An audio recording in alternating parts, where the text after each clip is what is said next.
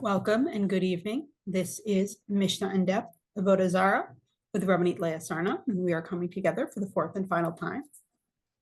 Mishnah in Depth is part of the Rifka Rosenwein Mishnah Division, sponsored in her memory by her family.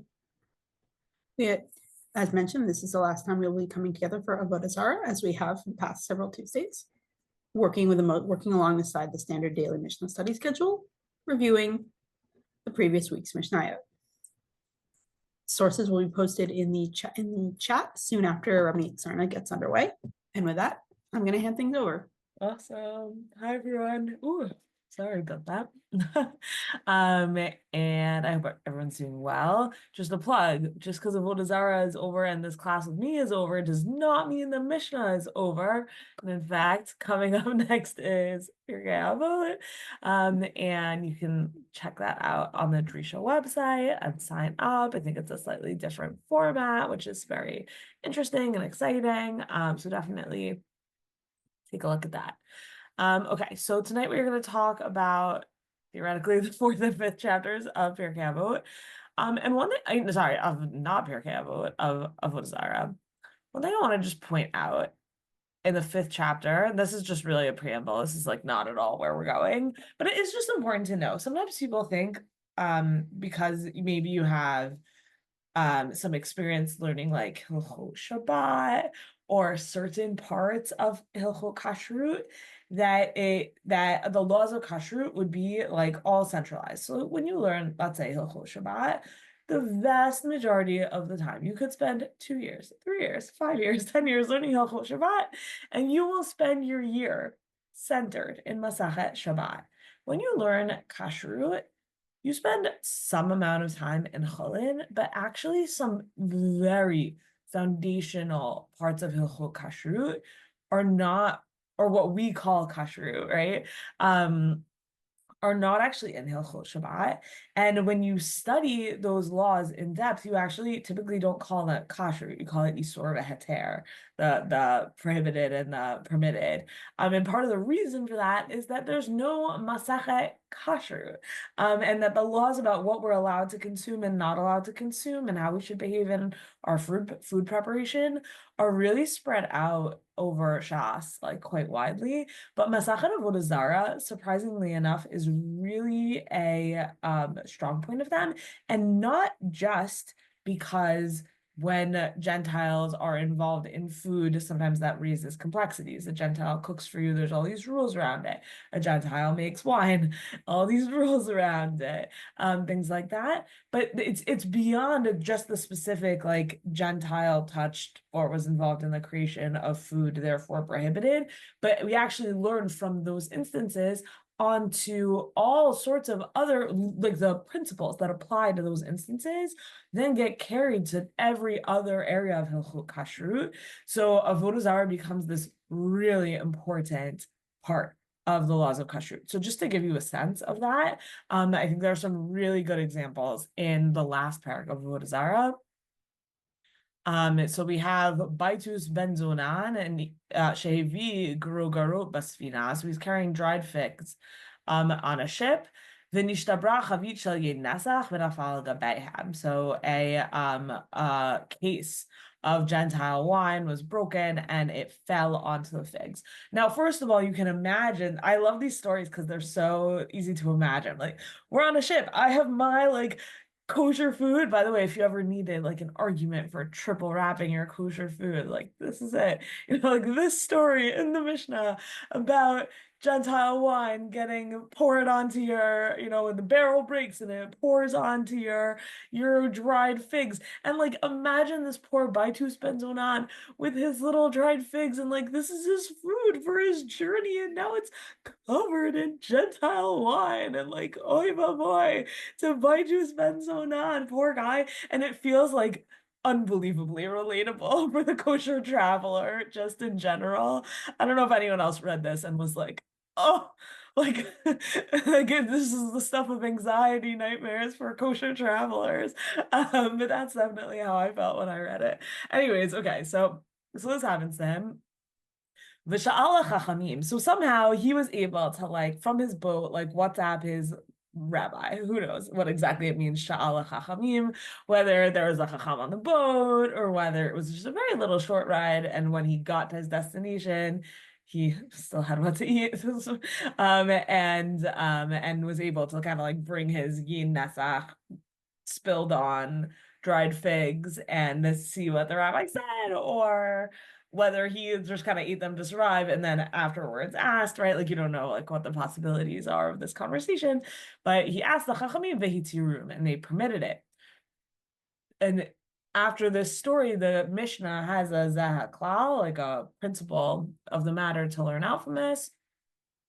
Kol shebaha'anato benotin tam asur.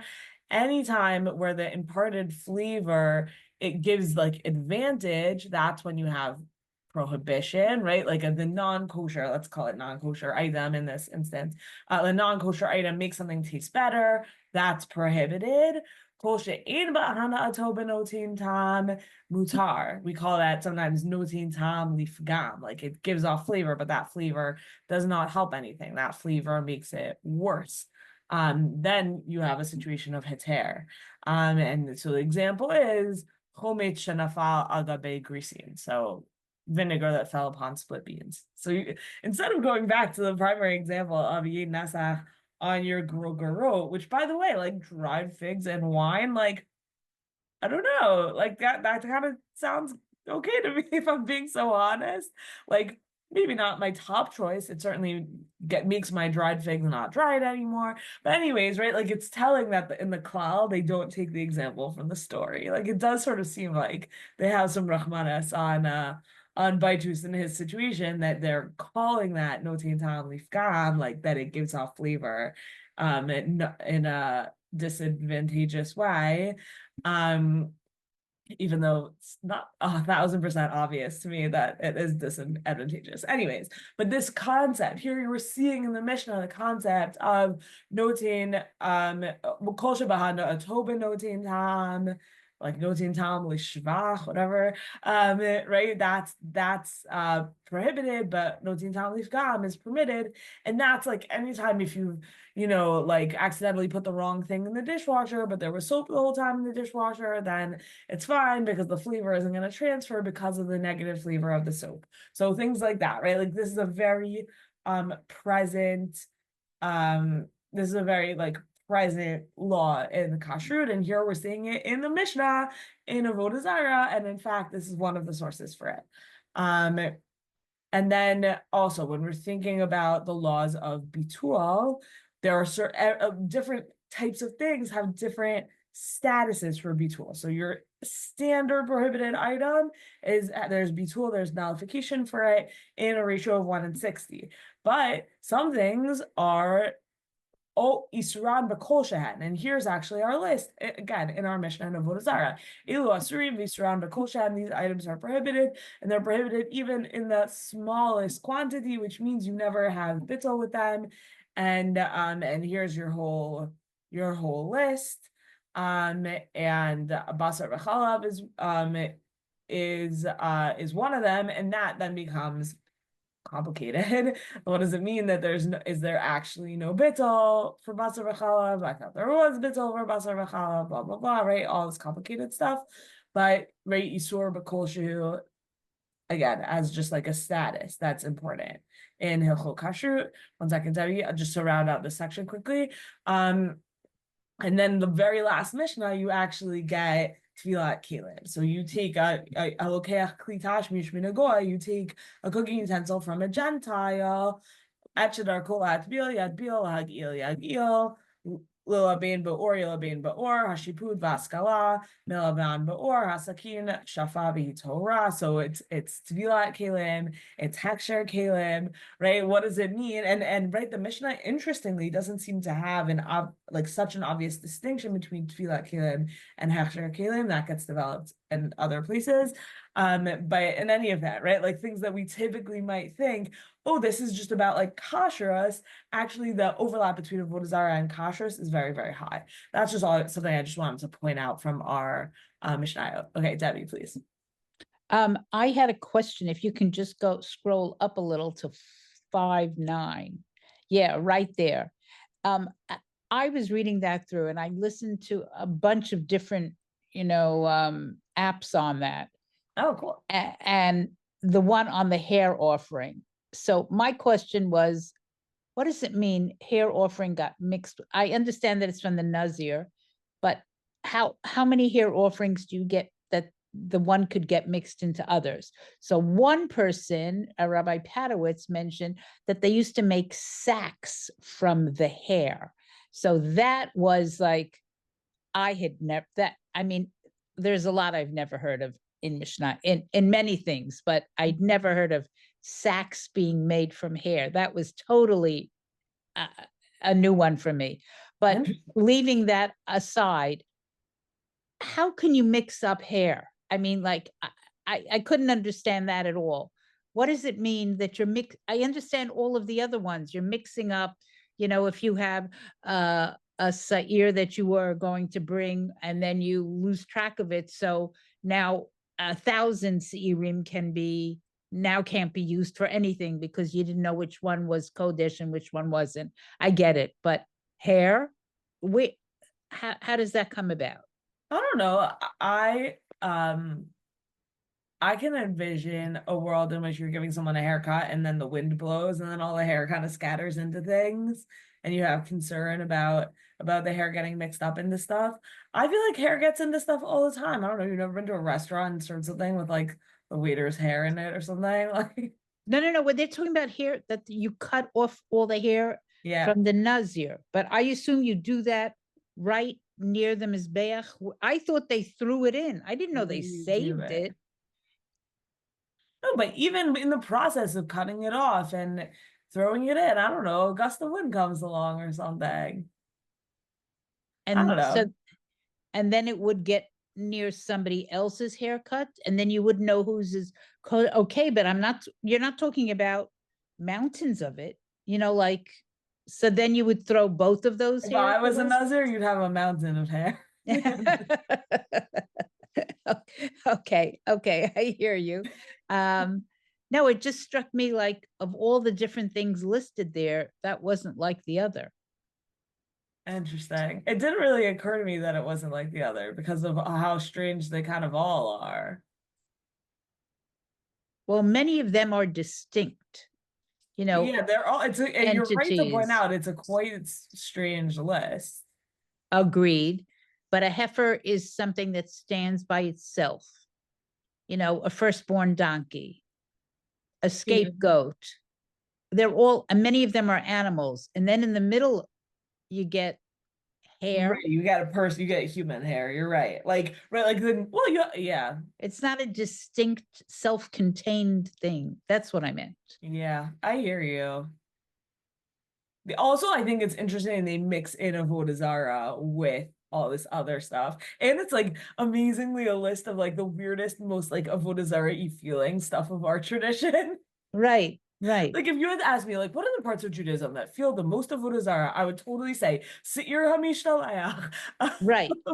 Like right, like it would be exactly this list, more or less. No, I get. I don't know about the hair from a Nazir if I would put that in there, but But Mizzy Root feels really weird. I don't know. Anyways, whatever. That was what I was thinking about as I read this list. And then your comment about the Tvila and the kashrut. How did you connect that to Avodah Zara? It's in the Mishnah of Avodah Zara. No. I know. But how did you say? You just made a comment how that connected. I mean, how it connects within the context of the Mishnah, is that we're just talking about like engaging with Gentile stuff and living around. Oh, like Yayanesech. Yeah, got it. Right. Because the reason why it's on this list is, or why I brought these three mishnayot together, is just that we sometimes think like, oh, Hilchot Kashrus is like its own special thing, but actually Hilchot Kashrut and Avodah Zara, interestingly enough, are like very deeply intertwined. Got it. And this is like really where you start to see it. So because I thought that was just amazing that would be the last thing in Avodah Zara. Well, it's how you like burn Avodah Zara out of things. Because also, at the beginning of like then the third parak, you really have like, oh, their Avodah Zara was with this item, like you can't engage with it. And like, what if they worship the mountain? Like, I don't know, Right. can I go on the mountain? And then all of a sudden, in the fourth and fifth prakim, you get Hachshar Kalim. like maybe you can burn Avodah Zara. Like, oh, they worship this pot, but like, I don't know, it's a pot. Like, can I? Right. Like, what if I do libun gamor on the pot, Right? Like there's a real shift in tone Yes. towards the end Right. of the Masachet, where it's like, but actually maybe you can borrow their stuff. I hear you. Yeah. So that's, I thought, really interesting. Okay, so And then I see the one that I really liked. You have underneath there. That was one of my this is where we're favorite going. mishnayos. Yes. This is where we're going. And then we're going hard into this. So this is what we're doing the rest of the time. But I couldn't just like I felt like last week we only talked about one Mishnah, and I was like, there's other interesting stuff. I'll just mention it on the way in. Okay, so this Mishnah is awesome because I think what it like this ontology of the Avodah Zara, like why does it exist? Like, and why would a Kadosh Baruch Hu make it? Why does a Kadosh Baruch Hu let it continue to exist? And then also the conversation that happens here in the Mishnah is a little bit different than what happens immediately after in the Gemara. And then I think where we're going to go after that is the Gemara and the Agadah and Sanhedrin about them in Bayit Sheni, them davening to like remove the desire for Avodah Zara and what happens then. And I think that's actually like such a different answer than anything we've seen until now. So that's where we're going for the rest of the next 40 minutes or so. Okay. And this is such a different, so out of character from all the other mishnayos that come up in any of the mishnayos that I have learned so far in Mishnah Yomit. It is like breaking through the fourth dimension. Yeah, or third wall, whatever it's called. You know what I mean? It's like self-reflective. Yeah. No, this Mishnah is awesome. Okay, so here we go. So let's learn it. Now we've really hyped it up. Okay, so Sha'alu has Kenim Barum. So they asked the elders in Rome. So first of all, like if you saw that sentence and you didn't like have any context or like know what the Mishnah was, you could actually think that means a lot of things. You could not have any assumption that we're talking about Jews. You might have thought, oh, like someone had a conversation with the leadership of Rome, right? Pope Leo. Someone, you might have thought that you might think reasonably that there's elders of the Jewish community that are living in Rome, and this is a conversation that you have with them. And in the context of Avodah Zara, that's also not crazy. Like, oh, we in Eretz Yisrael, like we don't really know Avodah Zara, but like you guys, you're sitting in Rome, like we need to ask you about Avodah Zara, and like you could really think that would make a lot of sense. Like, yeah, you have a lot of questions, like come to us. But I have Avodah Zara questions, so I'm going to you. And like that, right? Like the same way that like, I don't know, today, I have Avodah Zara questions. There's a Jewish community in wherever, this place that's the world hub of Avodah Zara. Let me go talk to them about this thing that I'm curious about. Like that would make a lot of sense. Also, the Mishnah Eretz Yisrael, which is this, for those of you who learned Mishnah with me in the past, I really love this commentary. It's newly on Sefaria, which is like such a pleasure, both for the building of source sheets, but also these are actually kind of hard to acquire books. So it's really just ushering you, like we're so lucky to live in these times. So this is the Safrai family commentary to the Mishnah, and they put together like both traditional interpretations, but also scholarship about the Mishnah. And so they clarify their opinion on this. And also they have opinions, right? So Al Pi Ktav Yad Koifman, so the Koifman manuscript of the Mishnah, which is assumed to be like the A++ manuscript of the Mishnah, has Shalut, has Kinim Barumi, which is what we have. Kinim spelled slightly differently, but I don't think that's relevant. And they say Kach be'adei hanusach hatovim, and this is what it is in the manuscripts that are good manuscripts. So this is their preferred version of this. But be'adei nusach me'ucharim, they have sha'alu zkenim baromi. So what's the difference, right? Sha'alu zkenim baromi versus sha'alu et hazakenim baromi. So sha'alu zkenim baromi could mean that actually that they asked the elders of the Jewish community in Rome. Sha'alu et hazkenim baromi makes you ask, they asked the zkenim, they asked the sages in Rome. And then or right, and also the directionality. So two differences, right? One is zkenim versus hazkenim, and two is the question asked to somebody? They asked the question to the sages when they were in Rome, or sha'alu zkenim baromi, the elders of Rome posited the following question, and that's how they read it.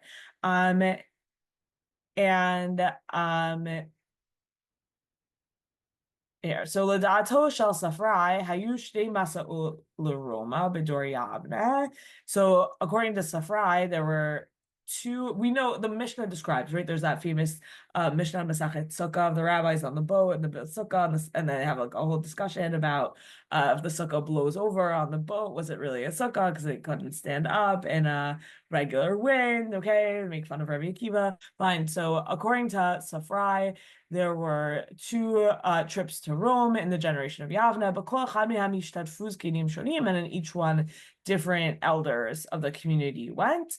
And Hamasano ad l'shem hakamat ksharim im shiltonot ha'imperia ha'anochrim, and the purpose of the trips was to establish relationships with the leadership of the Gentile leaderships of the empire, la'achar mashber shel Mered HaChorban, and to like repair after the rebellion that led to the destruction of the Second Temple. And also about the connection with and also to renew the connection with the diaspora of Jews in Rome. So and also, right, like this image today, we have like rabbis in Israel coming to America, like, oh, you're this very important diaspora. So like in the first generations of the Tanaim, in the Chachamei Yavne, they would go to Rome to like make sure that they kept up those relationships. And I think it's just like an interesting, whatever, I'm not going to go into detail on this, but it is sort of an interesting moment to be reflecting on those parallels, who's sitting in the seat of power, and what does it mean to be to be navigating those power dynamics between the two places. Okay, so anyways, right, so the Zkenim, according to Safrai, the elders from Yavne are in Rome, and they were asked the following by, presumably it seems, a Gentile, but who knows exactly? We don't know anything about the asker. Once you know that it's not the elders of Rome asked, but they asked those Zkenim in Rome, then we don't know who the asker is. But here's the question: if God has no desire for idolatry, lama ino mevat la, why does he not abolish it? And then the elders replied, if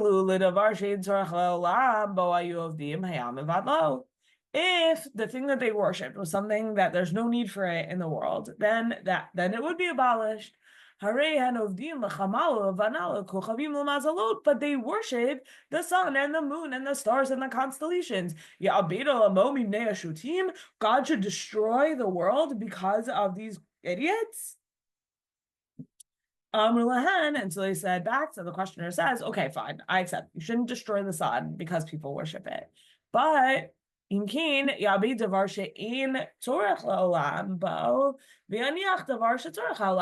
so like destroy the idols or like the Asherah tree, but like leave all the other trees, and like leave the sun and the stars and the constellations. But the response to that is, Amr Lahan, Av anu machzikin yedei ovdeim shalilu, shomrim teidu shehen elohot, sharei han lo batlu. But imagine the guy, okay, so right, you have a guy who worships an idol and a guy who worships the moon. Oh, Hashem does a big Avodah Zara purge and the idol explodes or whatever, right? Like the idol goes away, but the moon is still there. What's the guy who worships the moon gonna say? He's gonna say, oh, look, the moon is God, because we know your idols are fake and the moon persevered, so the moon is God, right? So it's not going to help anything. People are still going to worship the moon. You can't get rid of the moon. Oh, can't get rid of Avodah Zara.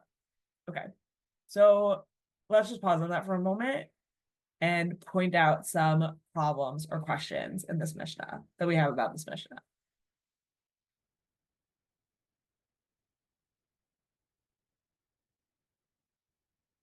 Leah sees no problems in the Mishnah. The Mishnah is immaculate.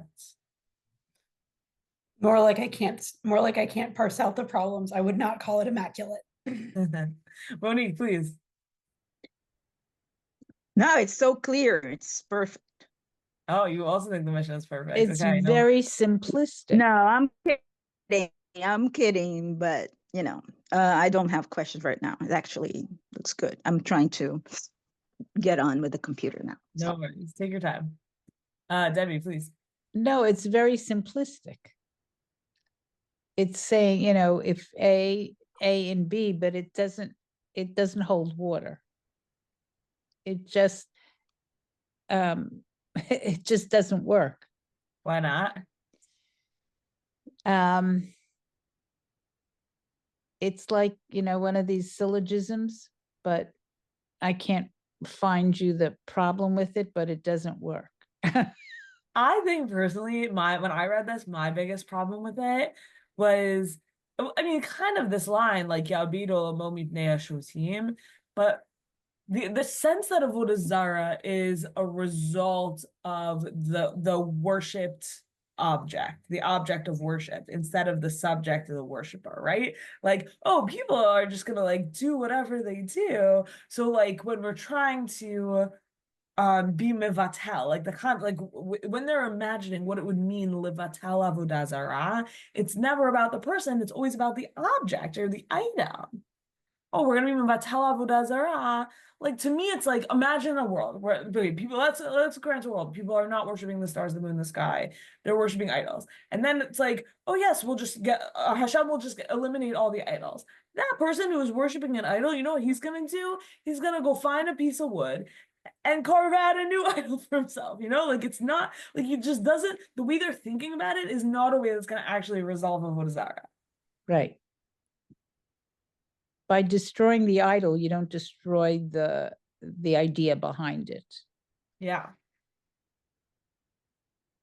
That's why, like, I read this Mishnah and immediately thought of the Gemara and Sanhedrin that we're gonna get to. But before we get there, we have to look at the Gemara on this Mishnah.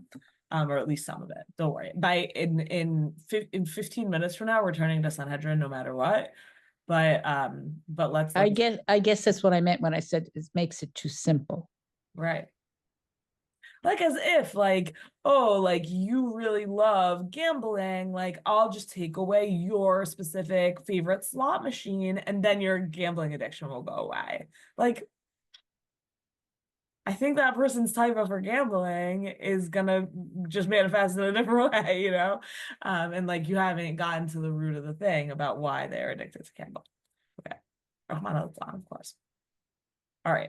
I just a note on the source sheet. So I added in some extra numerals in the English here because there's just a bunch of stories. So just so you can see, like, A, B, okay, there's C somewhere, C, D. All right. So those are mine. They're not in the Gemara, and they're not in anyone's translation. Okay, so first of all, in our Mishnah, we didn't know who the asker was, but in these stories, we actually are gonna get an asker. So we have a Breita here. So this Breita material is Tanaitic material. So this dates back to the same time as the Mishnah, and we have a very similar kind of thing. So Sha'alu Philosophin Adazkinim Baromi. Oh, and by the way, what it also means is, like, interestingly, the compiler of the Mishnah, Rabbi Nasi, he presumably had both of these texts and chose the one that's in the Mishnah. So, like, what's the choice there? Why did the Gemara bring this? Like, there's some interesting things to think about there. Okay, so the philosophers ask the Zkanim, rabbis in Rome, if it's not your God's will that people should worship idols, why does he not eliminate it? They said back to him, so the same first step as in the Mishnah. If they were worshiping something that the world didn't need, then he would eliminate it. But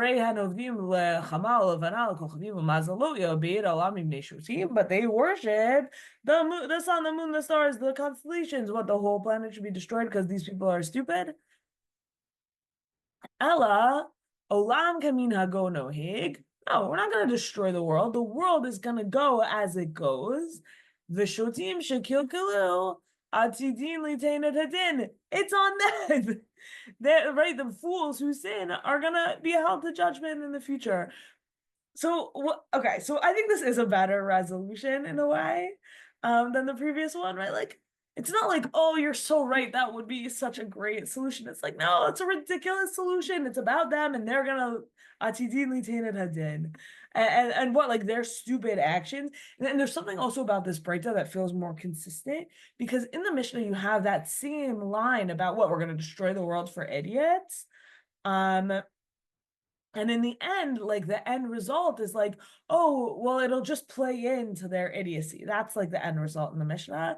And here it's like, what, the whole thing is a lost cause. Like, this makes a lot more sense to me, that really it's about, that it's just like, it's about the person and their desire to worship. And we're not going to destroy the world because some people are idiots, right? Right, no, it's up to them. They destroy things. It's completely about them. There's something much more like coherent and consistent about the argumentation in the Breita version.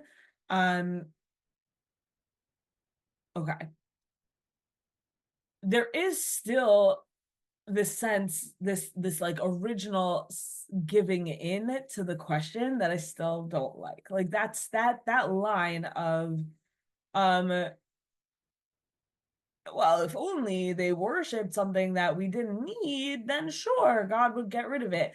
As if levatel avodah zara, like as if the nullification of elimination of Were an idolatry is option. still about the idol. And it were an option that God was considering. Right.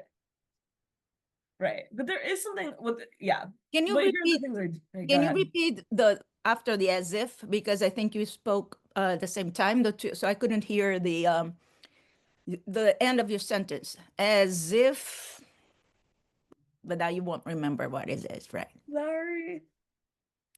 It's okay. I apologize. If someone else remembers what I said, that would be About the levatel, as if. oh, as if you could just get rid of the object and then Avodah Zara would be gone.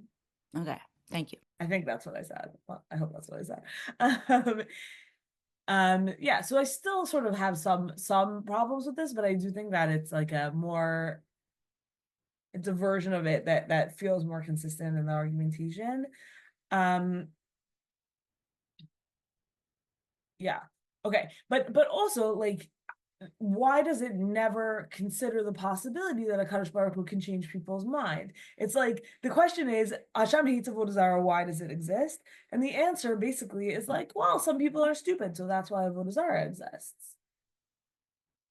And it's like, well, what does that mean about God? Don't we bring up the thing of free choice here? That seems to be the answer, right? But But it's implied. It's not made explicit.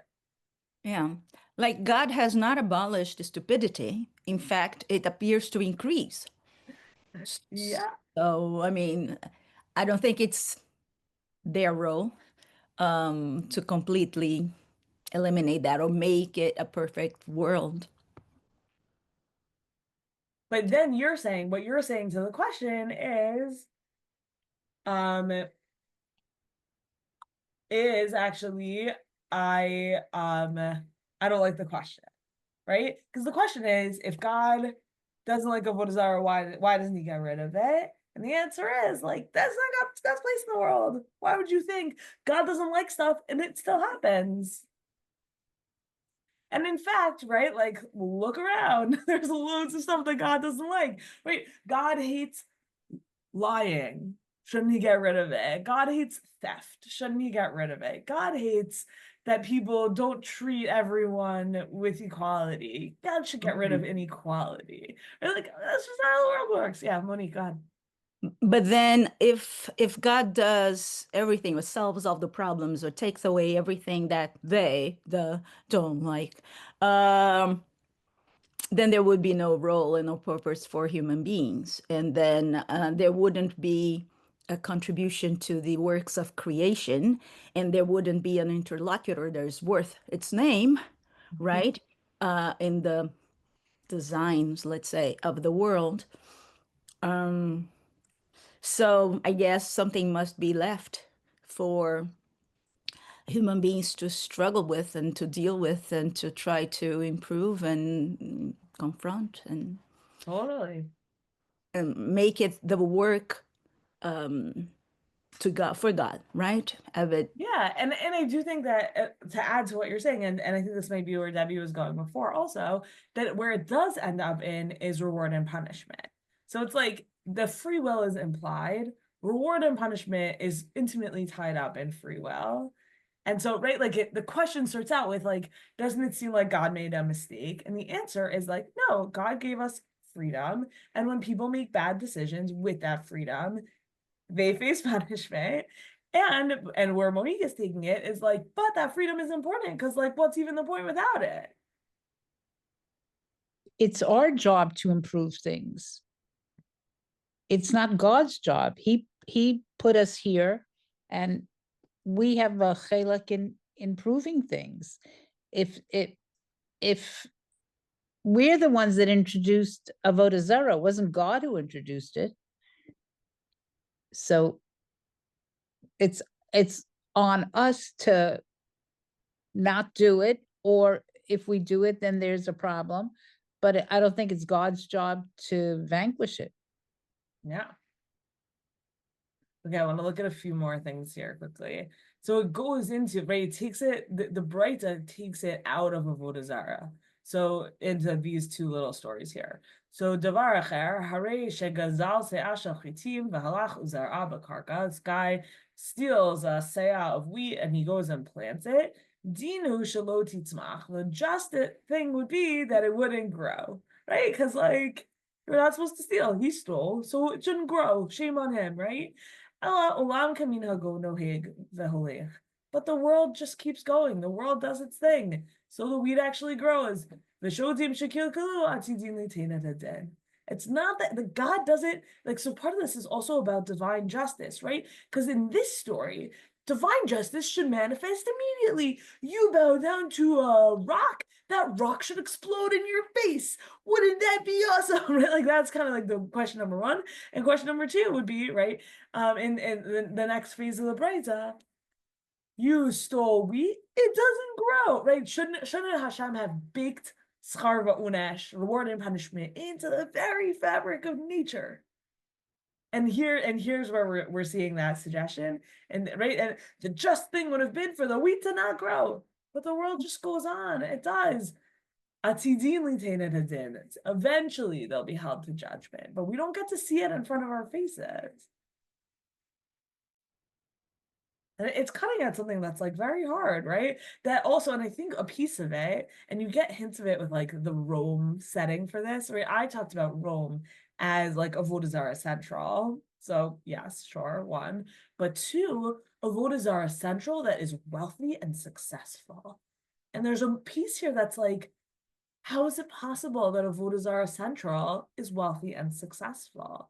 Sodom and Gomorrah were destroyed by God.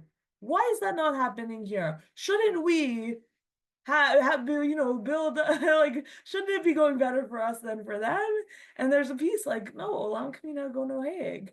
Like I think that's like something that's just percolating in the background in these stories. It's sort of the sense of like, they took it. It should, if they planted it, it shouldn't grow. Like, I don't want to see them being successful. Like, no, it does. And the same thing we're gonna get. This is important because we're gonna see it again in a second. 5 minutes when we turn to Sanhedrin. Haresha Baal Isha Chavera, right? The one who does adultery. So we haven't talked about it so much, but the overlap between, we talked about it as like a hidden thing in the bathhouses where there's sexuality going on there.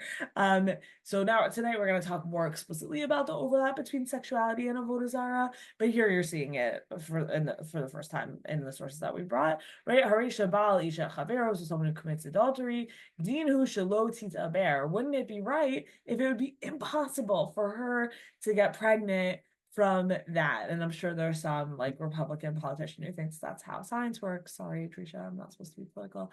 But anyways, apologize.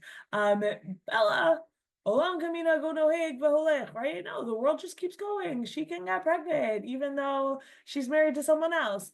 And so it's not the case that like she can't get pregnant. It's the case that there should be justice in the world brought about by other people. The world does not inherently do justice for you. Justice is brought about by God. Justice is brought about by judiciaries. Okay. So here we get Rabban Gamliel. I don't know if we have time. Okay, well, I want to show you something just really quickly. Rabban Gamliel here is where you really get to like take it out on the person who's the doer. Don't take it out on the object. He brings a mashal, right? So the philosopher in this case, in the Rabban Gamliel case, says, brings the pasuk from Devarim, Ki Hashem Elkacha ish ochla el kal kana, for the Lord your God is a devouring fire, a jealous God, and asked me, why is God jealous of the worshiper and not jealous of the idol? Meaning in the like worshiper to divinity thing, right? Like it should be human, God, idol, like, right? Isn't that's how the matrix should be set up? And so why does it make sense that God is jealous of the worshiper and not jealous of the idol, right? God should be jealous of the idol. Oh, you stole this person from potentially worshiping me. Not right? God's wrath should be poured out on God's like equal in the matrix on the idol and not on the worshiper. So first of all, the question itself is so interesting because the question itself addresses my thing, which is like, this is about the person, not the idolatry. And here it's like, no, by it would make sense actually if God cared more about the idolatry than about the idol than the person who's worshiping it, because God is like the idol, which you say it and you're like, oh, right, like that's offensive. Like, let's talk about the things that are real in this matrix, like God, this person, and this person. And so of course God doesn't care about the idol because it's fake, right? Like that's our inherent way to read it, but the Philosophos doesn't share that assumption. Okay. So then Rabban Gamliel brings the following parable. I'm going to tell you a parable. What is this similar? A human king, he had one son, and this little boy had a dog. And he named the dog for his father. And when he would swear on the life of his dog named Abba. And when the father heard that the son was behaving in this way, who was he angry at? Was he angry at the dog or was he angry at the son? He's angry at the son because the son's the one doing something wrong. The dog is just being a dog. And I think that like, it goes on for a little while here, and I'm not going to give it time because there's other things I want to show you. But that, like, to me, that's like also a really important sort of piece of the discussion. Okay, but here we just notice that there's like a lot of like Rabban Gamliel talking to Gentiles because that was kind of his role. Like the Nasi is this like outward facing role, so all these Gentiles like know him and are chatting with him, and that's like very core to the Rabban Gamliel personality. Okay.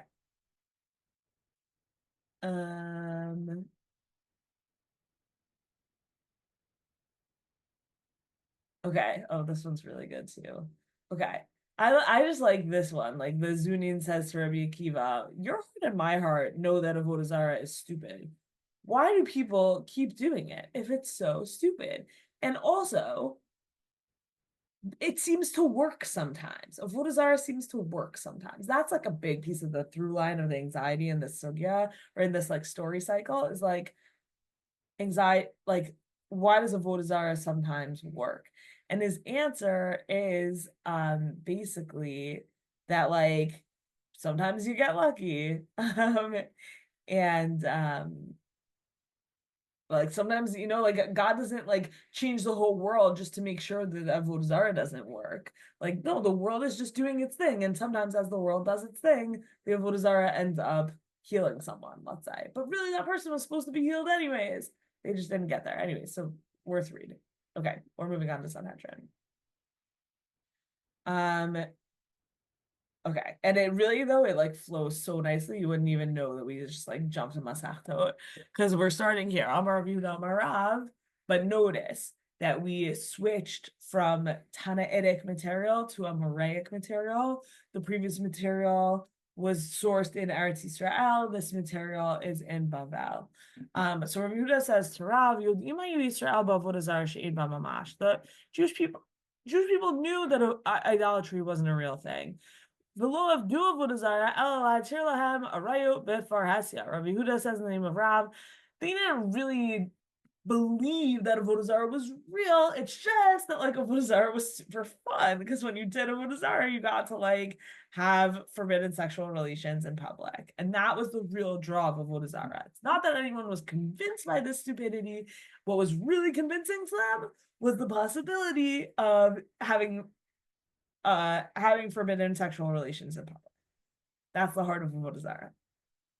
Miti Rav Misharshia. Rav Misharshia says, he brings the statement by Rabbi Elazar, etc. Like the memory of their sons are their altars from Yirmiyahu 17. And he brings Rabbi Elazar's interpretation.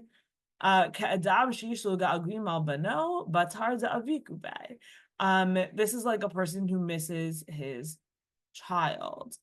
And right, that they really, like, it seems like, according to Rabbi Eliezer, and Rav Misharshia is bringing Rabbi Eliezer to say back to Rav Yehuda in the name of Rav. Right? Rav Yehuda says in the name of Rav, no one actually ever believed Avodah Zarah. They just wanted to have sex in public. And Rav Misharshia is bringing the name of Rabbi Eliezer that no, they loved Avodah Zarah. They believed in it. They loved it the way they loved their children. That's how much they cared about their Avodah Zarah. So clearly, they didn't just think it was stupid and only did it for the sex, right? And then Gemara says, oh, they got into it for the sex, but they stuck around because they fell in love with it, right? And that becomes the story.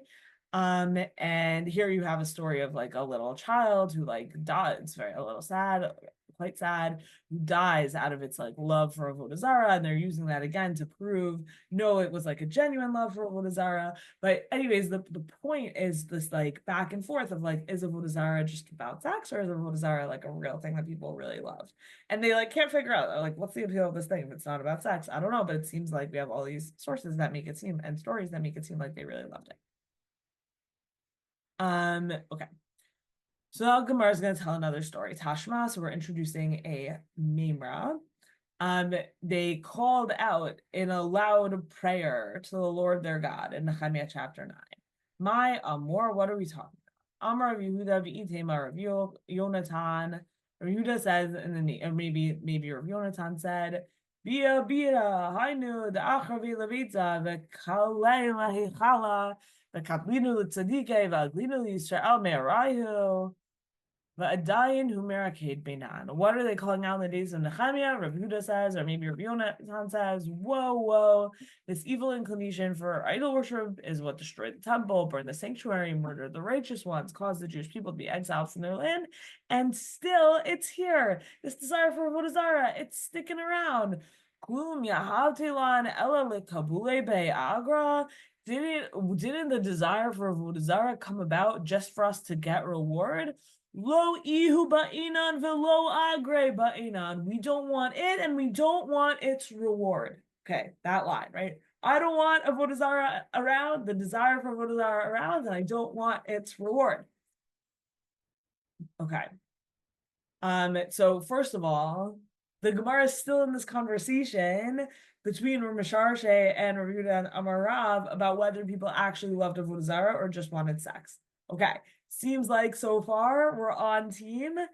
They right, this Mimra is brought for team. They really loved Avodah Zara, and they just couldn't get rid of it. It's Benayu, right? It's still Benan, like it's still around. We can't kick our love for Avodah Zara. It doesn't sound like something that's about sex, right?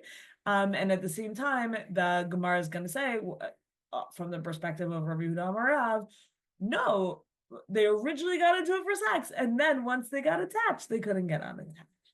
And remember, we use that language of like love of a father for a child, like this literal like parental familiar attachment. That's what happened. Okay. So we continue now that we've like stopped in on our story stopped in on our debate back to the story. So Yadvu Slata Yomi B'Tanita were in the days of Nehemiah. They sat for 3 days fasting. Ba'urachme they davened. Navalu Pika Mirakia, and a note fell from the heavens. Dahave Kativ Be Emet. A note fell from the heavens in which it was written truth, i.e., Hashem accepted their request. Yes, you don't want the desire for Avodah Zara. You don't want the reward that fighting or overcoming that desire can bring. We accept. Okay. Amar Rabbi Chanina learns out about this story. Shema mina chotamo shel Kadosh Baruch Hu emet. Conclude from it, seal of the Holy One is emet. This might be a phrase you might have heard other times. Chotamo shel Kadosh Baruch Hu emet. Seal of God is emet. Right? When God wants to send you a note, emet, which is beautiful. Okay, so what happens? In case you thought that was the end of the story, Nafak keguria denura mi beit kodshe hakodashim. The form of a fiery lion cub came forth from the Holy of Holies. That is the exit of the desire for Avodah Zara, a fiery lion cub. So then Amar Lahu Navi Yisrael, and the Navi, so Zacharias, explains it to them. He says, Hainu Yitzra de Avodah Zara. This is the Yitzer, this is the inclination for Avodah Zara. Bahade de Katafsele, and what do with this fiery bear cub? They caught it. Ishtame bina tamine, and a hair fell off of it. Va'az al kale ba'arba mea parse, and it screamed, and you could hear its voice for 400 parasangs. Like you could hear its voice for really far. Sad, right? So Amr Heichi Navid, what are we supposed to do now? Okay, like this fiery bear cub of our Yitzer for Avodah Zara ran out of the Holy of Holies, and it's really sensitive and really loud. Like, what are we supposed to do? What happens next? Dilma Mishamaya Merachmele. Also, it's so sad. Maybe Hashem will have mercy upon it, right? Just a hair fell out and it screamed like that. Maybe it's like davening and Hashem will have mercy and it'll go back into the Holy of Holies, and that would be so sad. So Amar Lehu Navi, so the prophet Zachariah says to them, Shadua beduda de avra. So he says, throw it into a container made of lead, v'chasiuha be'avra, and cover it with lead, the shayif kala, because if it's in a lead container, bottom and top, then that will absorb the sound.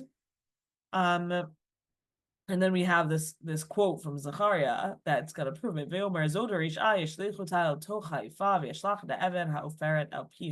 This is the evil one. He cast it down in the midst of the measure, and he cast a stone of lead upon its opening. So you have maybe like a memory in Zachariah, like a hint in Zachariah to our fire bear cub that came out of the Kodesh Kodashim. Okay. And then what happens next? Amre, the people say, wow, seems like God is listening. It's a time where God is listening. Let us also pray for mercy containing other inclinations, the Yitzer Hara, the desire for sexual immorality. They prayed for mercy. It was also delivered into their hands. They imprisoned it for 3 days. Ba'u bi'ata bat yoma lachola, and they were looking for a 1-day-old fresh egg for someone who was sick, who needed, as part of their cure, a 1-day-old fresh egg. Velo ashkehu, and they couldn't find it anywhere. There were no fresh eggs anywhere. Amru heichi navid, and they said, what are we supposed to do? There's no fresh eggs anywhere, presumably because there's no desire for improper sexuality, and therefore the chickens stop laying their eggs. What's even the point? Right? Like the chickens are motivated by sexuality without any inclination to reproduce. Chicken stopped laying eggs. We can't kill this person. What are we supposed to do? They said, Nibai Palga, should we ask for like half of the desire for sexuality? Palga mirakia lo yave, but Hashem doesn't, you can't pray for halves. There's a rule.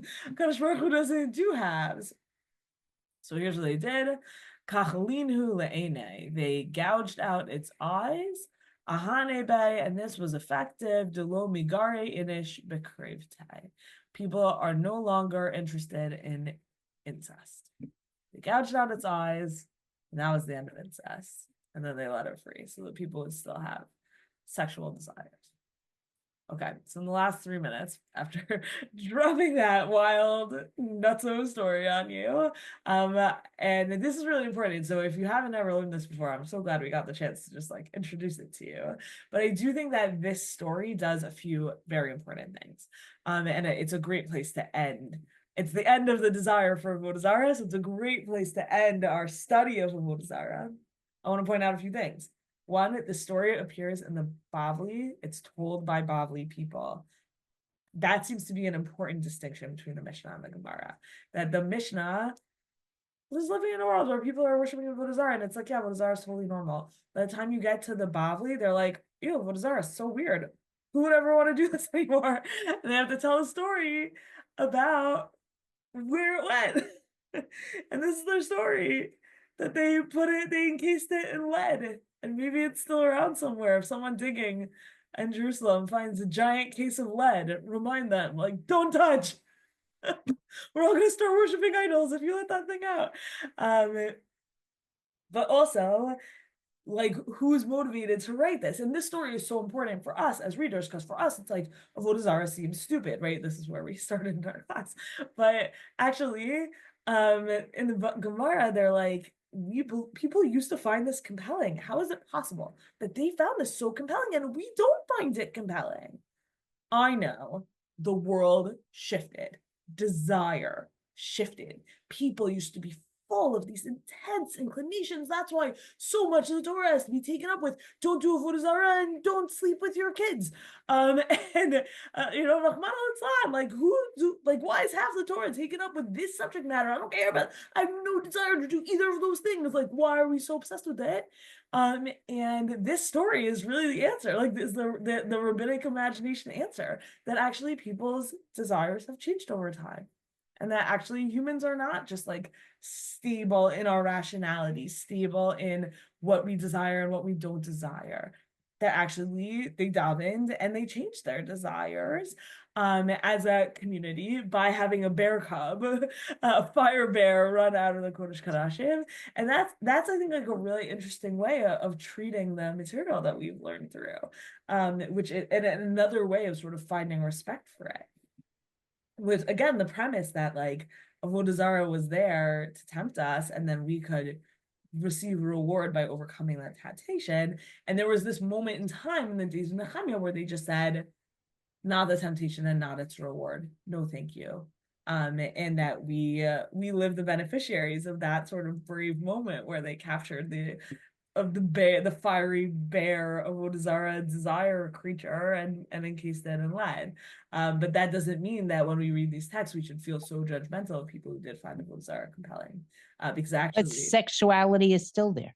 Right, sexuality is still there. It's just been blinded. But also, to me, that comparison between Avodah Zara and sexuality, first of all, everything we know from historical records about Avodah Zara seems to, yes, involve a lot of sexuality. There's that Havamina that the whole desire for it was really just about sexuality. And the answer is no. the desire for Avodah Zara was as powerful as sexuality. And our sexuality is a blinded version of their sexuality. Like, we can't even understand it, right? But like that sense of both, like, historically Avodah Zara and sexuality were deeply connected, but also that actually sexuality is a way into understanding the desire for Avodah Zara is also really interesting. Because I think if I said to you, like, your spiritual life is very similar to your sex life, you would be like, oh, that feels gross, right? And actually here it's really playing around with the intertwining of those two things in a way that is challenging, interesting, boundary pressing on a little bit. And you can ask my Drisha summer students, they call me like the boundaries Rabbanit, all about boundaries and safety, but at the same time, there is something to be said for using sexuality as a way to understand intense desires, that using our own sexuality as like a window into intense desires that we no longer share. And I think that's something very valuable that that this story brings forward as well. All right, I'm 2 minutes over. I apologize, but I'm happy to, Kayla, why don't you say a couple words, and then I'm happy to stick around if people have thoughts. Just to wrap us out, thank you everyone for joining us as we went through Mishnah Avodah Zara. Coming up next is Mishnah Avot, and there will be a bit of a change in the format for this. Rather than having a 1 hour live Zoom class like we're currently in now, for Avot, we will be having short 15 to 20 minute classes released over YouTube asynchronously, premiering on Sundays. You're welcome to watch them as they come out, as you're learning, and come back each week for more through into the first week of July. Interesting, you can sign up at drisha.org/classes. Thank you, everyone. Thanks, Take care. everyone. Thank you, Wonderful, Rabbanit everyone. Sarna.